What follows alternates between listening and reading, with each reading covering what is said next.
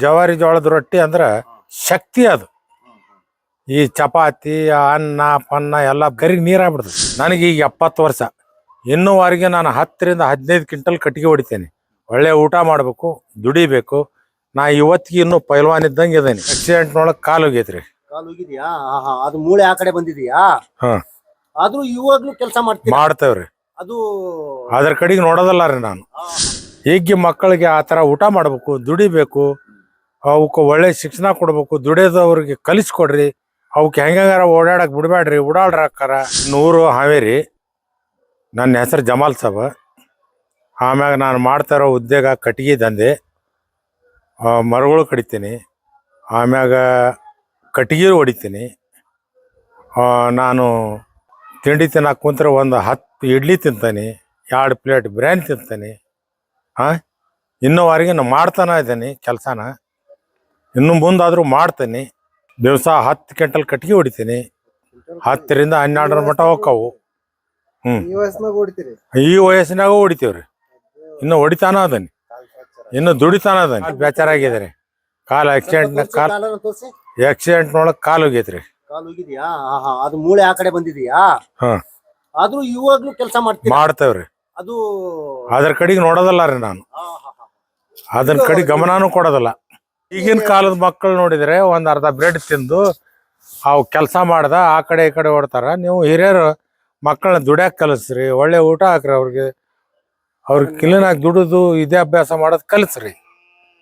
ಒಳ್ಳೆ ರಿಯಾತಿ ಅವ್ರಿಗೆ ಒಳ್ಳೆ ಮಾತು ಹೇಳ್ರಿ. ಕೆಲಸ ಮಾಡಿ ತಂದೆ ತಾಯಿಗೆ ದುಡಿಯಂಥದ್ದು ಒಳ್ಳೆ ಉದ್ಯೋಗ ಕಲಿಸ್ರಿ ಅವ್ರಿಗೆ. ನಾನು ಮೊದಲಿಂದಾನ ಆದ್ರೂ ಆ ಥರ ದುಡಿತಿದ್ದೆ, ಆ ಥರ ಊಟ ಮಾಡ್ತಿದ್ದೆ.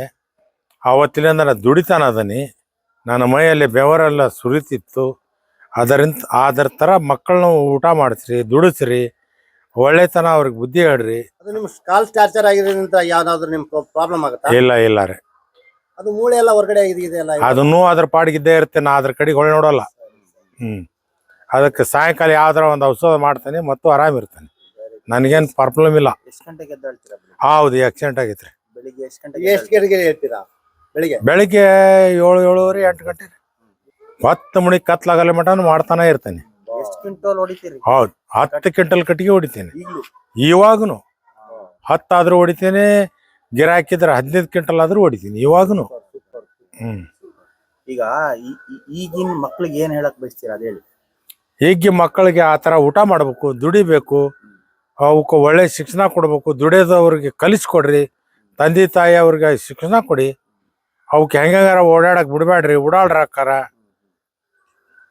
ಅವಕ್ಕೆ ಒಳ್ಳೆ ಬುದ್ಧಿ ಕೊಡ್ರಿ, ಕುಂದ್ರಿಸಿ ಅವ್ರಿಗೆ ಸರಿಯಾಗಿ ಬುದ್ಧಿ ಹೇಳ್ರಿ. ಈಗಲೂ ನಿಮ್ ತಿಂಡಿ ಏನು, ಮಧ್ಯಾಹ್ನದ ಊಟ ಏನು, ರಾತ್ರಿ ಊಟ ಏನು? ನಮ್ದು ಯಾವಾಗನು ನಮ್ದು ಮುಂಜಾನೆ ನಾಟ ಬ್ರೆಡ್, ಇಡ್ಲಿ, ಚಪಾತಿ, ಉಪ್ಪಿಟ್ಟು ಇಂಥವೆಲ್ಲ ತಿಂತಾ ಇರ್ತಾವ್ರಿ. ಆಮ್ಯಾಗ 1 ಗಂಟೆ 2 ಗಂಟೆ ಸುಮಾರು ಆಮೇಲೆ ಊಟಕ್ಕೆ ಹೋಗ್ಕವ್ರಿ. ಅವಾಗ ಏನಿಲ್ಲ ಕಮ್ಮಿ ಅಂದ್ರೆ 1-2 ಪ್ಲೇಟ್ ಬಿರಿಯಾನಿ ಹೊಡಿತೀವ್ರಿ. ಇವಾಗ್ಲು ನಮ್ದು ಕೆಲ್ಸಾನ ಅಂತದಿದೆ ಅಲ್ರಿ. ಕನ್ನಡ ಮಂದಿಗೆ ಜವಾರಿ ರೊಟ್ಟಿ ಅಂದ್ರೆ ಶಕ್ತಿ ಅಂತಾರೆ, ನಿಜವೇನದು? ಬೆಸ್ಟ್ ರೀ ಜವಾರಿ ಜೋಳದ ರೊಟ್ಟಿ ಅಂದ್ರೆ ಶಕ್ತಿ ಅದು. ಈ ಚಪಾತಿ ಅನ್ನ ಪನ್ನ ಎಲ್ಲ ಇದ್ರಿ ಅದು ಏನಾಗಲ್ಲ. ಅದು ಕರಿಗೆ ನೀರಾಗ್ಬಿಡ್ತೈತಿ. ಅದು ಜಲ್ದಿ ಹೊಟ್ಟೆ ಸಿತೈತಿ, ಆಯಾಸ ಕೇಳ್ತೈತಿ. ಅದು ರೊಟ್ಟಿ ತಿನ್ಬೇಕು, ಅಂಬ್ಲಿ ತಿನ್ಬೇಕು, ಅಂಬ್ಲಿ ಕುಡಿಬೇಕು, ಮುದ್ದಿ ತಿನ್ಬೇಕು. ಶ್ರಮ ಪಟ್ಟು ದುಡಿಬೇಕು, ಬೆವರ್ಗ್ ಬರ್ಬೇಕು ಮೈಯಲ್ಲಿ. ಆ ತರ ದುಡಿದ್ರನೆ ನಮ್ದು ಒಂದು ಶಕ್ತಿ ಗಟ್ಟಿರೋದು. ನಾವು ದುಡಿಯಾಕ ನಮ್ಗೆ ಆಸೆ ಬರ್ತೈತಿ. ನನ್ನ ಹೆಸರು ಜಮಾಲ್ ಸಾಬ್. ನನಗೀಗ 70 ವರ್ಷ. ಇನ್ನೂವರೆಗೆ ನಾನು 10 ರಿಂದ 15 ಕ್ವಿಂಟಲ್ ಕಟ್ಟಿಗೆ ಹೊಡಿತೇನೆ. ಒಳ್ಳೆ ಊಟ ಮಾಡಬೇಕು, ದುಡಿಬೇಕು. ನಾ ಇವತ್ತಿಗೆ ಇನ್ನೂ ಪೈಲ್ವಾನ್ ಇದ್ದಂಗೆ ಇದ್ದೇನೆ. ನಾನು ಇವತ್ತಿಗೆ ದುಡಿತಾನ ಅದೇನೆ. ಒಂಥರ ಆಗ್ಬೇಕಾದ್ರೆ ಆ ಥರ ಊಟ ಮಾಡಬೇಕು, ಬೆವರು ಸುರಿಸಿ ದುಡಿಬೇಕು. ವಿತ್ರೆಗಳು ಯಾವ ಚಟ ಮಾಡಬಾರ್ದು. ಊಟ ಜಳಕ ಒಳ್ಳೆತನ ಇರಬೇಕು. ಆ ಶಕ್ತಿ ಹಾಗೇ ಇರ್ತೈತಿ, ಹಾನಿ ಆಗಲ್ಲ. ಎಲ್ಲರಿಗೆ ನನ್ನ ನಮಸ್ಕಾರ.